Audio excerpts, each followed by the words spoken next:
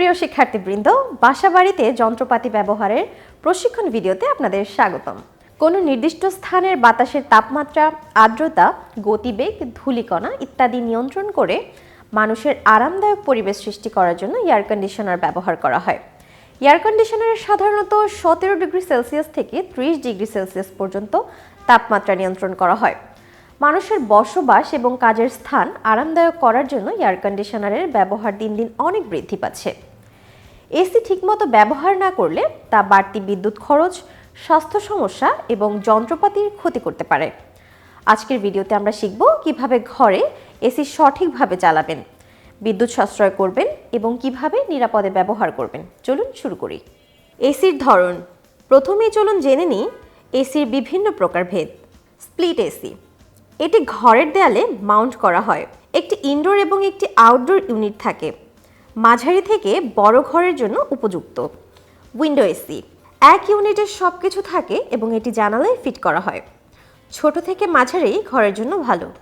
Portable AC, এটি ঘরের এক জায়গা থেকে আরেক জায়গায় নিয়ে যাওয়া যায়।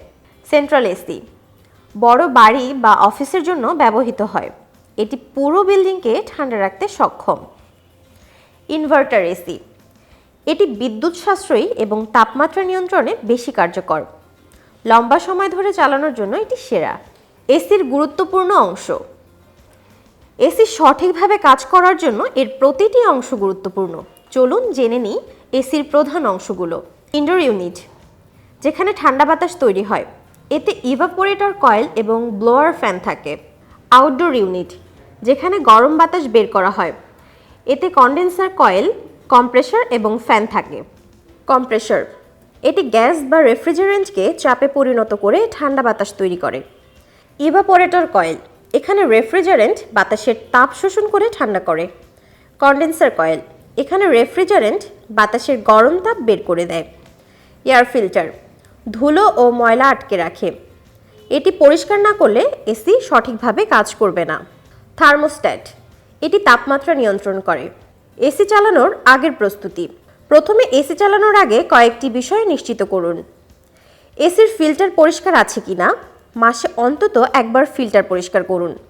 এসির ভেতরে এবং বাইরের ইউনিটে কোনো ধুলো বা ময়লা জমেছে কিনা তা পরীক্ষা করুন।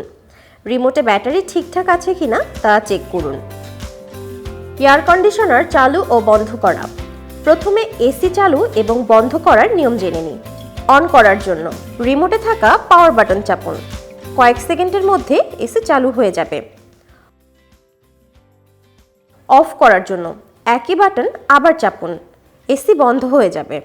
অন এবং অফ করার সময় মনে রাখবেন, এসি বারবার চালু বা বন্ধ করবেন না, কারণ এটি যন্ত্রের উপর অতিরিক্ত চাপ ফেলে। তাপমাত্রা বাড়ানো বা কমানো। আপনার আরাম অনুযায়ী তাপমাত্রা বাড়ানো বা কমানোর জন্য রিমোটে থাকা প্লাস বা মাইনাস বাটন ব্যবহার করুন।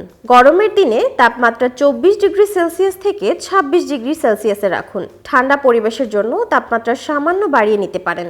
এই সেটিংস বিদ্যুৎ সাশ্রয়ী এবং আরামদায়ক। ফ্যান স্পিড নিয়ন্ত্রণ।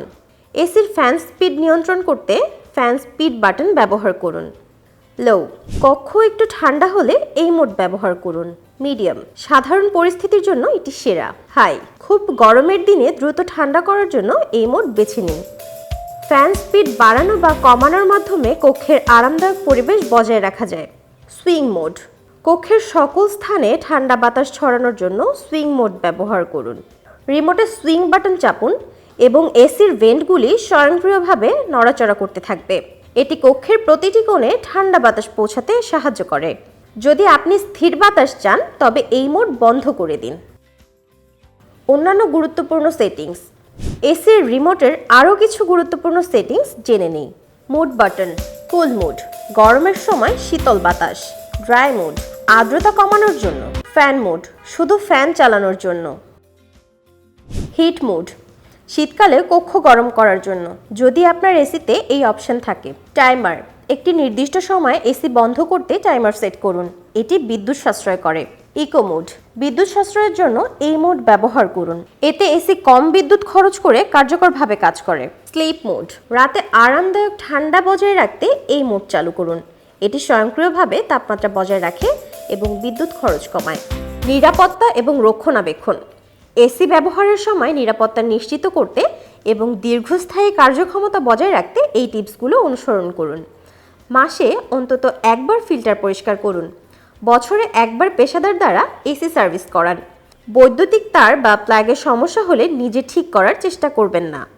ভেজা হাত দিয়ে কখনোই রিমোট বা সুইচ স্পর্শ করবেন না। এসি চালানোর সময় শিশুদের রিমোট থেকে দূরে রাখুন। আজকের ভিডিওতে আমরা এসি ব্যবহারের নিয়ম, টিপস এবং নিরাপত্তার বিষয় নিয়ে আলোচনা করলাম। সঠিক পদ্ধতিতে এসি ব্যবহার করলে এটি শুধু আরামই দেবে না, বরং দীর্ঘমেয়াদে টেকসই হবে।